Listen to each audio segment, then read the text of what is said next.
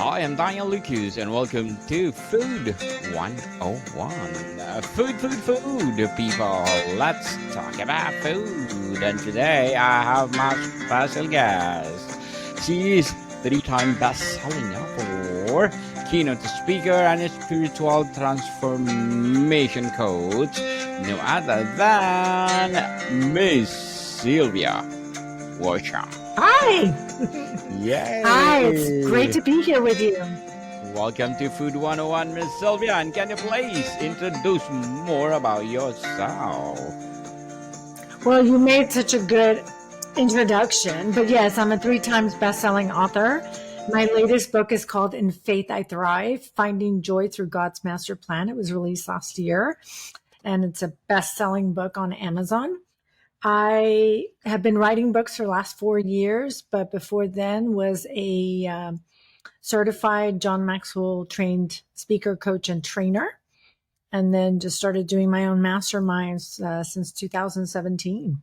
And that's what I've been doing the last couple of years. I live in Austin, Texas. I'm married and I have children and a dog.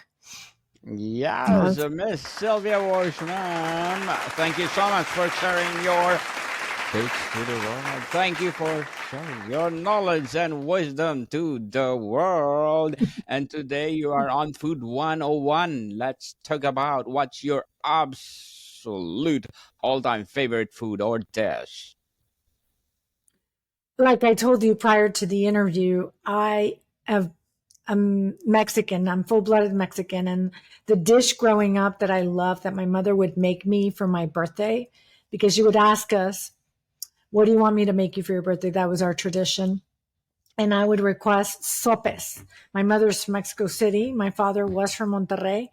And sopes is basically a small corn tortilla that they fry in oil, because everything is fried in oil in the Mexican cuisine. And they start layering it up with black beans, and then they make a mixture of chorizo and potatoes, and they put that on top, and then they shred some iceberg lettuce, a slice of tomato, some Mexican cream, and some Mexican cheese. And they serve it typically with Mexican rice and a side dish of poblano peppers that they've mixed in with onions and cream. And so it's delicious. And so what my mom used to always tell me growing up is, do not eat for like 2 days before you eat this dish, because it's over 1,000 calories in one sitting. So that's my favorite dish. Oh la la, delicioso. Is there a specific memory or person you associated strongly with your favorite food? The memory is of birthdays.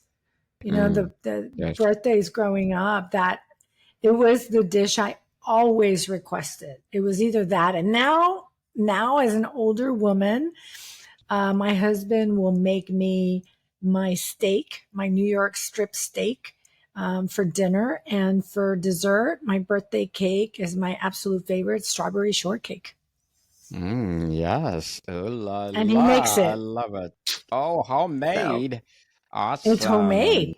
Yeah, That's our that. tradition. We passed on the tradition from my house to my childhood home to my married home. And we A make each other's legacy. dinners. A legacy indeed. So, what's your ultimate comfort food and why does it make you feel the way? The comfort food that always brings me back to center, interestingly enough, is dessert. And it's Yes. Mexican rice pudding. And I make it. And it's delicious. And I can eat it for breakfast because it's rice. It's a rice dish. And Yes. sometimes I just eat it for dinner. And it just brings me back to the sense of my childhood, which are cinnamon and la lechera, which is the Milk. Mexican sweetened condensed milk. And it Okay. smells divine in my house when I make it. So, can you please elaborate more how you do this rice pudding in a Mexican traditional way? Okay, so typically you'll want to put raisins in it. I don't like it with raisins. So Mm, it's basically 7 cups of water is 1 cup of rice. And after you finish making the rice and you drain it, then you bring the three milks into play. You've got evaporated milk, sweetened condensed milk, and regular whole fat milk into it, and you stir it up for the next, and you really have to stir it up because, as you know, milk products can burn. And so you stir until you're done. And at the end, you put powdered cinnamon. What I forgot to mention is when you're making the rice, you put Yes. in 3 cinnamon sticks. And that's what Wow. really makes your house smell divine. Yes, totally divine with the cinnamon spice. And what's one dish someone else makes, your family or friend, that you absolutely crave? Let me think about that. My mother would make this shrimp scampi that she Wow. got from a restaurant in San Antonio, Texas, because we lived in South Texas, and we would travel for competitions, athletic competitions when we were kids, and we would end up at Shrimp Paisanos in San Antonio. And the paisano shrimp is something that my mom would make, and I absolutely crave it from time to time. She would make it with a side of just white rice, but the aromas from the shrimp were just like out of this world. And the way they got the recipe was one of my mother's best friends actually asked the chef from the restaurant if they'd be willing to share the recipe, and they did. And Yes, so that was indeed. something that is, I crave it and crave it and crave it at times. So, So if cinnamon is divine, scampi is out of this world. Amazing. Do you have favorite restaurant for a specific dish? What makes ordering in there special? I love sushi restaurants. Our favorite sushi restaurant here near Austin, Texas, where we live, is called Sotos. And I love that restaurant because they create these wonderful menus that are seasonal menus. And so when my husband and I have gone for our anniversary, we will just randomly pick, and the presentation of the dishes are beautiful. And Yes. so you have the full 5 senses incorporated. And what I love about this restaurant and the waiters and the wait staff is that they'll always recommend a cocktail for you to drink with what you're selecting in sushi. And that makes all the Sushi. difference in the world because you've got to have it all. There's this one dish that I love from Sotos. It's called fire salmon, and they bring Wow. the salmon and they have edible flowers on it, and the fire is like cooking it. And Mhm. on the side is a raspberry chili sauce that is out of this world. And that's my favorite dish from Sotos. Yes, indeed. Sushi. Arigato gozaimasu. As the Japanese saying. So, does your favorite food connect to your heritage or culture you love, and how so? Well, like I mentioned, I am Mexican, and I absolutely love the dish that my mom would make me growing up, and most of the dishes that she would make me. Another dish that I absolutely love because it reminds me of my mother's cooking and her attention and her love and care uh, are flautas. Do you know what a flauta is, No, Josh? can No. you please enlighten us? So the flautas, of course, they fry the tortillas, Yes, yes. and then they roll up shredded chicken, and they fry them, and then they dress them up with again with the iceberg lettuce and the Mexican cream and the Mexican cheese. Sometimes they do like almost like an enchilada, like where they will put like sauce on the Yes, bottom, like a yes, salsa, yes. and they will dress it with the salsa on top or on the bottom. And they serve that, and these are crispy tacos, and they serve that with Mexican rice. And it always brings me back to my teenage years where my mom and I used to hang out all the time. And that was another favorite dish of mine. It just kind of brings me back to happier times. Yes, bring back those memories for sure. And what's the most important element for you in a great food experience? Is it a flavor explosion or perfect texture or amazing aroma or beautiful presentation? Yeah, I think it's a little bit of everything, but truth be told, what really impresses me is the explosion of flavor in my mouth.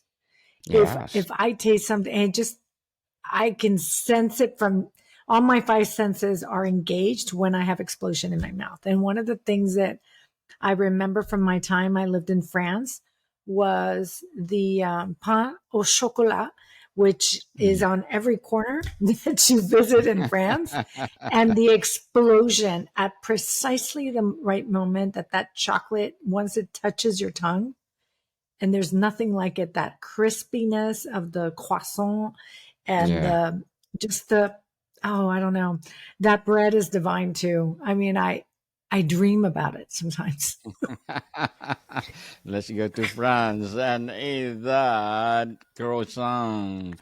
Are you generally drawn more to sweet flavors or savory, salty ones? I love sweet. There's no question. And what's Mm, really sad nowadays is that I am not allowed additional sugars in food from my doctor for a yes. time being. And so I'm having to get very creative to add the sweetness to my dishes in a natural way. So I find Yes. that if I add a little bit of mango to my oatmeal in the mornings, I get to sweeten it up. I am still able to have coconut, so I love mixing the mango and the coconut together with oatmeal. It tastes delicious, and I don't have to add anything else, any added sugar, because the fruit sweetness is enough. Yes. For sure. So, what's the most unique or adventurous food you ever tried and love? Snails Wow, from France too. from France too. And to me, that was super adventurous because you don't, you see them on the ground, you don't picture them in your mouth. But when you Yes, try them, they're so good. They're true. so good. And especially in the sauces that the French know how to make, they know how to develop flavor. It's such a delicacy. And then anything with French bread on the side, just to be able to dip it in that sauce is out of this world. Mm, yes, truly delicious. Is your favorite food something you enjoy cooking yourself, or do you prefer to made by others? Made by others, because I don't personally like to cook. I like to bake. Yes. That I'll eat. I will, well, when I could eat it, I would make banana breads, and or I would make this is my favorite um chocolate cake. It's a three-tiered chocolate cake. It's not chocolate. The cake is not chocolate. The icing is chocolate. The cake is my favorite, orange and almond cake, and it's got Wow. a marmalade in the middle of the three layers, and then the icing is the chocolate icing that my mother made, my grandmother, my great grandmother would make. So it's homemade. Everything is homemade. Yes, homemade is the best one, people. No preservative. Do you think, Miss Sylvia, sooner or later you will write a book regarding your favorite food? Probably not. Probably not. I did in Faith I Thrive in chapter 3. I talked Yes, extensively about my year abroad in France, and I included a lot of food in that yes, chapter because it's hard not to when you live in France. That's what they're known for, right? definitely. Food over there. So tell us what is all about in Faith I Thrive, finding joy through God's master plan. So this book was a second edition to my first book, which was called Journey to Me. And it was a book it was a prompting from God to write this book to help people navigating major turning points in life, major change. And so what I help readers do, in essence, is I take them on a spiritual transformative journey out of their fear. So understanding how their belief systems really need to be shifted, need to be empowered. The ego must be empowered. The ego is the self-image, so that they can actually confidently step into being joyful. Because a lot of Americans and people in general don't know how to be, they know how to do. So being Yes. joyful is the second level that you level up from your fear, right? Once you gain freedom from your fear, then the book takes you on experiencing and having joy in your journey. And then ultimately it takes you into full surrender to God's sovereignty. Because the more we surrender, and I mean surrender daily to God's will, the more joy will we experience. And so that's why the book is titled In Faith I Thrive, because when you step in faith, you begin thriving in life. When you have a relationship with yourself and with God himself, then you start stepping into his master plan with as much joy as you can. And so what I guide readers to do is to step into their divine purpose and into their light. And I've been doing this through the podcast as well. My podcast, Release Out, Reveal Purpose, takes you on the same journey. I invite people to talk about their dark chapters, how they got out of the dark chapter, how did they step into their joy, and ultimately, how did their purpose get revealed to them, their divine purpose. And the book does the same thing. Yes, people, tune in for Miss Sylvia Worsham on my Book 101 review. We will talk about all her books because she's a 3 times best-selling author. And let's go back to your favorite food, Miss Sylvia. Is there a specific food smell that instantly makes your mouth water? Yes. What Cilantro. is that? Wow. Cilantro. Like when I smell it, Mm, I come back to life. I know it's so strange. I get it. But because of my Mexican culture, I just love that scent. And sure. when I smell it in Thai food, it's like, oh, come to mom. Let me have that dish, you know? But that's another favorite food of mine is Thai food. Thai food. And they Oh, use a lot of cilantro in there. yes, So, and it just, it's an herb that you can eat standalone and it just tastes divine. sure. Um, but when you combine it with fresh vegetables, for example, or with guacamole in Mexico, it makes it. Or when I make my mother's ceviche, that's another favorite food of mine. Ceviche, where Oh, cilantro is wow. a big component of it. Miss Sylvia, do you have a strong preference for a certain food textures like crispy, creamy, chewy, or melt in your mouth? That's a good question. I like crunchy, and I think it's the Crunchy. noise. I think it's the noise. I just love to crunch. Like one of my Yes. favorite things to crunch on are like the chips and queso. You know, you have Oh, the melted wow. queso, and then you're just eating with the chips, and the chips are Yes. crunchy. And the crunchier they are, the more that that that mixture of crunchy with smooth is the Mm, best. definitely. So, what's the most memorable food you've discovered while traveling? While traveling, I'm trying to think. Oh, that's a good question. Oh my goodness. That is going to just like stump me. You know, I Yeah. haven't thought about that. I'm wondering what other guests have answered. What have they answered in the past? Well, sometimes they said, oh, their favorite dish that they favorite now, which is they discovered when they're traveling. Yes. Just let's say most of them are dessert. Oh, So, really?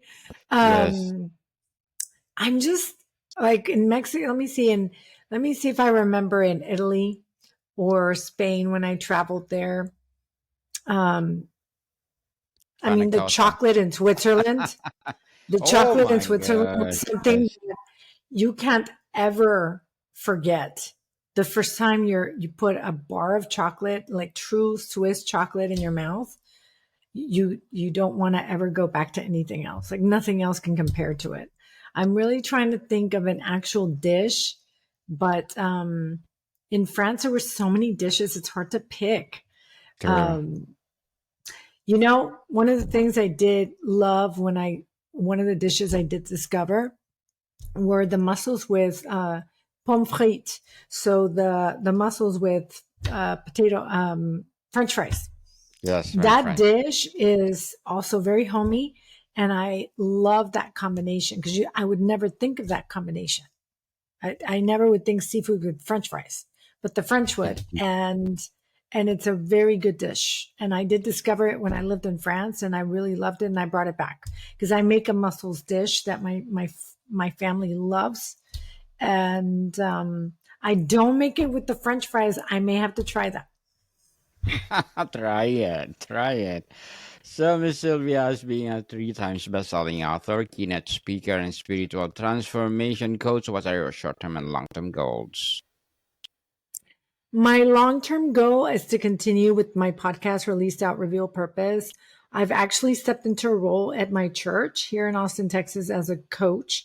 I'm working with the heal and recovery teams, heal and growth teams. And so that's long-term for me. And what I really think my long-term goal will be is to get my master's in theology and then Hmm. possibly my PhD in psychology theology.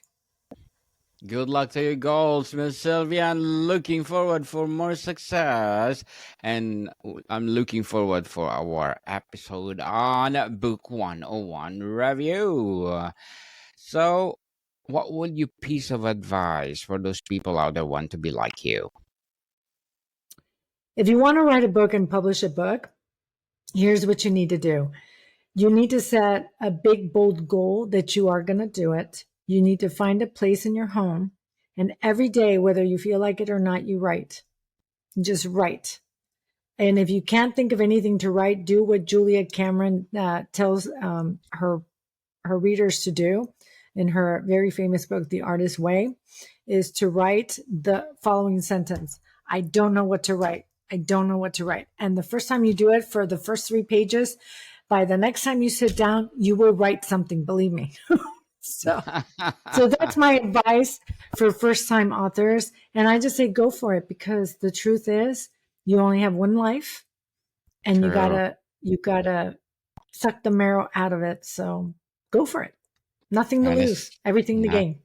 yes, and stop procrastinating, people. If you have the passion to write,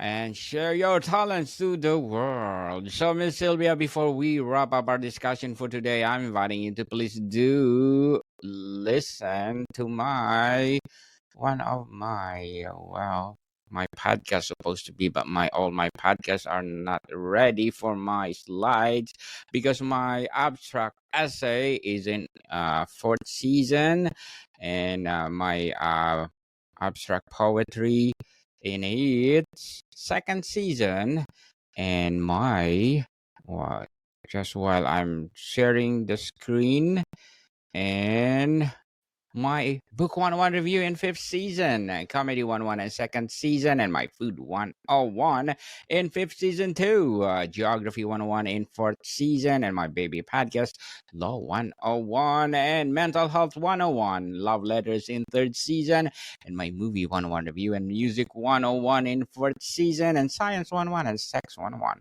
in its first season. Please listen to them wherever you listen your podcast. Miss Sylvia, do you have any unusual or surprisingly delicious food combinations you enjoy? Combinations, sweet and sour. Yes, either a main course. Oh, yeah. Sweet and sour, chocolate with salt on it. I know I keep mentioning Yeah, chocolate. I have a chocolate. sweet Yes. tooth. Chocolate indeed.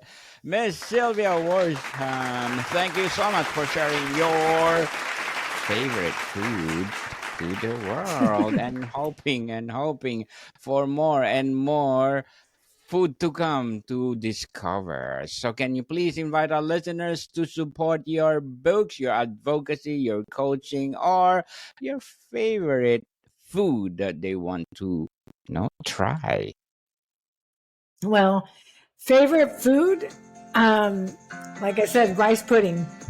And Yes. if you want to follow me, go to my webpage, www.sylviaworsham.com. That's SylviaWorsham.com. Thank you for having me on your show. Yes, people, let's about Miss Sylvia Worsham because if you support her more and more and more best-selling books to come, more and more empowering speaking to come, or yes, and of course, empowering advocacy to come. So, Miss Sylvia, thank you so much for your time. Love More to come, having me. people. Yes, more to come, people. See you soon.